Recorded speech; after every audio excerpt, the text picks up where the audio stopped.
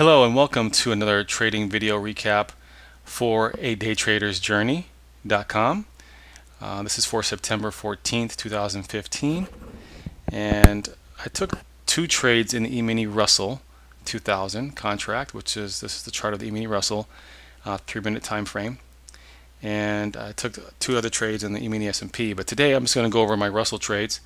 And first off, we saw in the morning here from 6:30 to about 6:50 strong downward bearish momentum in price.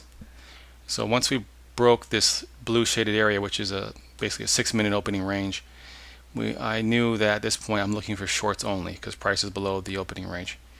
And we have a swing low here, and I take trades. If you see my previous videos, I take second entry trades, and I have videos on what a second entry is, and you can review that to learn my entry strategy. But basically what I do is from this swing low, I look for a second entry trade, which is described as this. I move up from the swing low and look for a break of the low of the previous bar. And the first time that happens, that would be called a first entry, and that's right here, this green bar here. The low of the green bar breaks the low of this previous red bar. You can see that. And then after that, so that's our first entry, and I keep watching, and we look for another break of the previous low bar of a bar, and that happens here. And you see this red bar breaks the low of the green bar here, this wick. And let me see if I can enlarge it for you, make it a little bit more easy to see. So you have this red bar here that broke the low of the previous bar here. That's your second entry. So at this point, normally I would take a short below the break of this entry bar. Well, below the break of this green bar here. But because it was a green bar and I'm taking a short, I don't want to take shorts on green bars. So I want to take shorts below red bars or bearish bars. So when this second entry happened, I didn't just jump in at the break of the below of this green bar. I waited for a break of, below the entry bar, which is this red bar here. And again, that's described in my methodology in earlier videos. But again, so at this red bar, this is my second entry bar.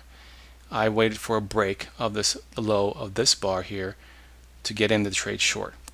And on E-mini Russell trades, I wait for a break by 2 ticks. There's 10 ticks per point.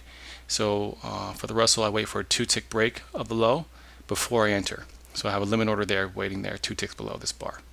And that's where I got in. And that price was around 11.49 because the low of this bar is 11.49.2. So I got in at 11.49 and took the trade down. It got down to 2 points profit, and I hit my stop to break even. And then price went straight back up and hit my break-even point. So, and that's hence the little writing here explaining the trade. And so once this happened, I'm looking for everything's still bearish. I'm looking for a short trade. So when this happened and it took me out, I was trying to get back in because nothing in this price action has showed me that the bears are giving up and the bulls are taking over. I don't see anything here where there's strong bullish momentum to the upside now, making me want to take longs. So, you know, price is mainly below the opening range here, and also the EMAs are bearish. That's the gold one is the 21 EMA, the purple one is the 50 EMA. So the 21 is below the 50. That's bearish. Also, when prices started coming back up here, I have these two horizontal lines, dashed horizontal lines that I drew as a resistance area based on this trade entry right here. This is where I place my stop above this dashed horizontal line, and I encompass this little bar here as my resistance area. So when price came back up into the resistance area, and you can see it bouncing off this red line, which is the volume weighted average of price, another indicator like a moving average. When I saw it hit there and come right back down, another sign of weakness, so I wanted to jump in, break below the bar of this doji. So the low of the doji bar is 11.49, and so I wanted to wait for a break by 2 ticks, so it's 11.48.8 is where I got in. And you see this red arrow. These red arrows are denoting where I got in, highlighting the bars that I got in on. So I got in there and had a 2-point stop. So my stop was above this dashed horizontal line here at the top. And you can see after I got in, it went down a little bit, and then went back up, and then came down and hit my target. For my trades, I look for 2 to 1 for my trades. I like to risk 1 to get 2 points, or risk 2 points to get 4 points, and we were able to reach that here pretty quickly after the trade went sideways a little bit, and that was it for the day for me. After that, you can see that the price action just went sideways the rest of the day. Everyone's anticipating the Fed announcement on Thursday, so it was a tight trading range after that. So after this trade, I was done for the day. I took a couple trades in the E-mini S&P as well.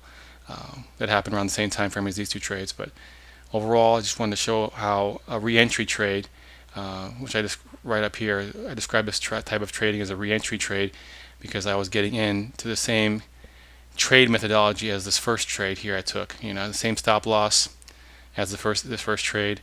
I had the same target as this first trade. So everything was still the same in terms of the reasoning of why I wanted to get in this trade, and that's why I call it basically a re-entry trade, and it worked out. So if you have any questions or comments, post them below, and watch my previous videos to further explain, which further explains how I trade on a regular basis and my price action methodology. Thank you very much, and look forward to more videos. Thank you.